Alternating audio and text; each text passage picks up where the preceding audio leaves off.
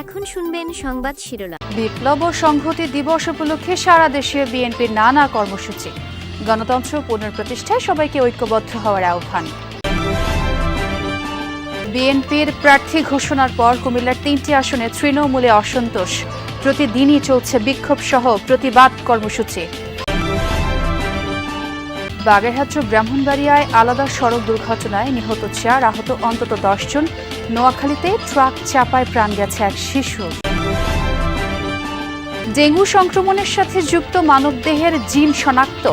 আন্তর্জাতিক জার্নালে রাজশাহী বিশ্ববিদ্যালয়ের শিক্ষার্থীর গবেষণাপত্র প্রকাশ। চিকিৎসা ক্ষেত্রে খুলতে পারে নতুন দুয়ার। পাবনার নগরবাড়ি নৌবন্দর উদ্বোধনকাল। বাফার গোডাউন সহ রয়েছে আধুনিক সুযোগ সুবিধা। গতি আসবে গ্রামীণ অর্থনীতিতে, বলছেন সংশ্লিষ্টরা। আসসালামু আলাইকুম। এতক্ষণ দেখছিলেন সংবাদ শিরোনাম, এখন দেখবেন বিস্তারিত। জাতীয় বিপ্লব ও সংহতি দিবস উপলক্ষে জেলায় জেলায় আলোচনা সভা ও বর্ণাঢ্য র্যালি করেছে বিএনপির নেতাকর্মীরা। এ সময় নেতারা দলের প্রতিষ্ঠাতা জিয়াউর রহমানের আদর্শ সমুন্নত রাখার তাগিদ দেন। গণতন্ত্র পুনঃপ্রতিষ্ঠায় সবাইকে ঐক্যবদ্ধ হওয়ার আহ্বান জানানো হয় শোভাযাত্রাগুলো থেকে। জাতীয় বিপ্লব ও সংহতি দিবস উপলক্ষে ভোলায় র্যালি বের করে বিএনপি। এতে স্বতঃস্ফূর্তভাবে অংশ নেয় দলের নেতাকর্মীরা। জেলা বিএনপির আয়োজনে শোভাযাত্রাটি শহরের নতুন বাজার, বাংলা স্কুল মোড় সহ বিভিন্ন সড়ক প্রদক্ষিণ করে। পরে দলীয় কার্যালয়ের সামনে গিয়ে শেষ হয় র্যালিটি। এর আগে জেলা সরকারি স্কুল মাঠে আলোচনা সভায় জিয়াউর রহমানের বিভিন্ন অবদানের কথা তুলে ধরেন বক্তারা। রাজশাহীতে দলীয় কর্মসূচির উদ্বোধন করেন বিএনপির কেন্দ্রীয় নির্বাহী কমিটির সদস্য মিজানুর রহমান মিনু। পরে দোয়া ও আলোচনা সভায় তিনি বলেন, 7 নভেম্বর সার্বভৌমত্ব রক্ষায় ঐক্যবদ্ধ আন্দোলনে নেমেছিলেন সবাই। সেই দীক্ষায় গণতন্ত্র প্রতিষ্ঠায় সবাইকে একসাথে কাজ করার আহ্বান জানান তিনি। মহান বিপ্লব সংহতি দিবসের মধ্যে দিয়ে বাংলাদেশ প্রকৃত সেই স্বাধীনতা অর্জন করে এবং বাংলাদেশ মাথা উঁচু করে বসছে এবং এই দিনের মধ্যে দিয়ে প্রেসিডেন্ট বহুদলীয় গণতন্ত্র সুপ্রতিষ্ঠিত করেন। নাটোরে উপশহর মাঠ থেকে র্যালি নিয়ে বিভিন্ন সড়ক প্রদক্ষিণ করে বিএনপি ও সহযোগী সংগঠনের নেতাকর্মীরা। এর আগে দলীয় সভায় বিএনপির কেন্দ্রীয় নেতা রুহুল কুদ্দুস তালুকদার দুলু বলেন, দেশের স্বাধীনতা, গণতন্ত্র ও সার্বভৌমত্ব রক্ষায় কাজ করে গেছেন প্রয়াত রাষ্ট্রপতি জিয়াউর রহমান। কুমিল্লার 3টি আসনে বিএনপির সম্ভাব্য প্রার্থীর মনোনয়ন ঘোষণায় তৃণমূলে অসন্তোষ। প্রতিদিনই চলছে বিক্ষোভ সহ নানা কর্মসূচি। কোথাও কোথাও অবরোধ করা হচ্ছে রেলপথ ও সড়কপথ। তবে ত্রয়োদশ জাতীয় নির্বাচনের আগে দলীয় বিবাদ মিটিয়ে সুষ্ঠু নির্বাচনের দিকে পা বাড়াবে বিএনপি, এমন প্রত্যাশা সাধারণ মানুষের। কুমিল্লা নোয়াখালী আঞ্চলিক মহাসড়কে মশাল মিছিলের দৃশ্য। টায়ার জ্বালিয়ে সড়কে বিক্ষোভ করে কুমিল্লা 10 লালমাই নাঙ্গলকোট সংসদীয় আসনে মনোনয়ন বঞ্চিত মোবাশ্বের আলম ভূঁইয়ার অনুসারী বিএনপির একাংশের নেতাকর্মীরা। একই দাবিতে নাঙ্গলকোট রেল স্টেশন এলাকায় 1 ঘণ্টা রেলপথেও বিক্ষোভ করেন তারা। আন্দোলন সংগ্রামে জননেতা জনাব মোবাশ্বের আলম ভূঁইয়া 1500টি মামলা তিনি মোকাবেলা করেছেন, নেতাকর্মীদের খবর নিয়েছেন। 17 বছরে একটি মামলা নাই, কারো কোনো নেতাকর্মীর পাশে ছিল না, কখনো ছিল না। পুরো আওয়ামী লীগের হয়ে কাজ করছে। সেই অবস্থায় মনোনয়নটা তৃণমূলের রক্তক্ষরণ হয়েছে। আজকে 17 বছরের আন্দোলন বিএনপি নেতাকর্মীদের নির্যাতনের শিকারের হয়ে বিএনপির নেতার মোবাশ্বের আলম ভূঁইয়ার এই নির্বাচনে অংশগ্রহণ করার একমাত্র দাবিদার। সম্প্রতি কুমিল্লার 11টি সংসদীয় আসনের মধ্যে 9টিতে বিএনপির সম্ভাব্য প্রার্থীর নাম ঘোষণা করা হয়। এরপর থেকে 3টি আসনের মনোনয়ন বঞ্চিত প্রার্থীদের সমর্থকদের মধ্যে দেখা দেয় উত্তেজনা। এ নিয়ে প্রতিদিনই আন্দোলন করে যাচ্ছেন তারা। 3 জেলার সড়ক দুর্ঘটনায় প্রাণ হারিয়েছেন 5 জন, আহত হয়েছেন 10 জন। বাগেরহাটে মোংলা খুলনা মহাসড়কের তেতুলিয়া ব্রিজ এলাকায় সড়ক দুর্ঘটনায় 2 জন নিহত হয়েছেন, আহত হয়েছেন 7 জন। প্রত্যক্ষদর্শীরা জানায়, মোংলা থেকে খুলনা যাচ্ছিল একটি যাত্রীবাহী বাস। তেতুলিয়া ব্রিজ এলাকায় পৌঁছলে বিপরীত দিক থেকে হঠাৎই একটি মোটরসাইকেল চলে আসে।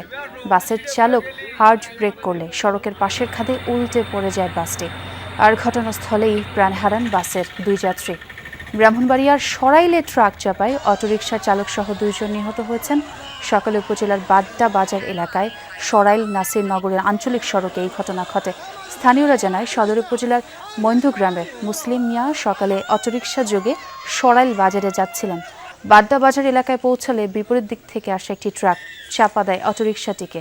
এতে ঘটনাস্থলেই মারা যান মুসলিম মিয়া ও অটোরিকশা চালক মোহাম্মদ ইউসুফ। খবর পেয়ে মরদেহ উদ্ধার করে থানায় নেয় পুলিশ। এই ঘটনায় ট্রাকটি জব্দ করা হয়েছে, আটক করা হয়েছে চালককে। নোয়াখালী সদরে বাস চাপায় সিএনজি অটোরিকশা আরোহী এক শিশু নিহত হয়েছে, আহত হয়েছেন ৩ জন। সকালে সদরের জেলা পরিষদের সামনে এই ঘটনা হয়। স্থানীয়রা জানায় যাত্রী নিয়ে সোনাপুর থেকে সদরে যাচ্ছিল সিএনজি চালিত অটোরিকশাটি। জেলা পরিষদের সামনে পৌঁছালে সামনে দাঁড়িয়ে থাকা একটি বাস সিএনজিকে চাপা দেয়। গুরুতর আহত অবস্থায় সিএনজির ৩ যাত্রী ও চালককে হাসপাতালে নিলে শিশু তানুকে মৃত ঘোষণা করেন চিকিৎসক। ডেঙ্গু জ্বরের জন্য দায়ী ভাইরাস নিয়ে ১.৫ বছর গবেষণা চালিয়ে এর সঙ্গে যুক্ত মানবদেহের ৯টি জিন খুঁজে পেয়েছেন রাজশাহী বিশ্ববিদ্যালয়ের এক শিক্ষার্থী। এর মধ্যে ৬টি জিন সরাসরি সংক্রমণ বাড়াতে ভূমিকা রাখে।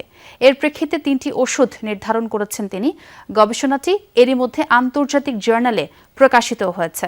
গবেষক ও বিশেষজ্ঞরা বলছেন, নতুন এই গবেষণা ডেঙ্গু জ্বরের চিকিৎসার জন্য এক নতুন দুয়ার খুলতে পারে। তারা বলছেন, সরকারি উদ্যোগে ডাটাবেস তৈরির মাধ্যমে এই গবেষণায় ভালো ফলাফল পাওয়া সম্ভব।